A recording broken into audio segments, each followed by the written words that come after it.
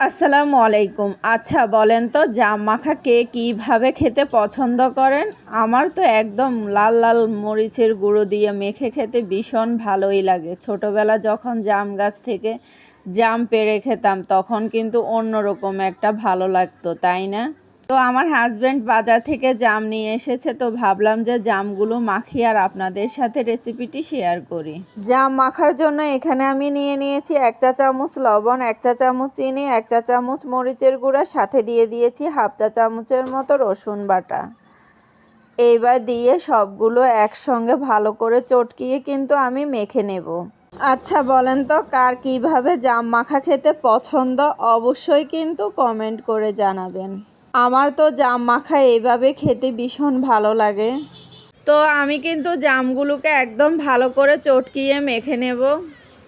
এইভাবে কিন্তু কিছুক্ষণ মাখলে জাম থেকে বেশখানি রস বের হয়ে যাবে। এখন দেখেন আমার জাম মাখাটা কিন্তু হয়ে আসছে।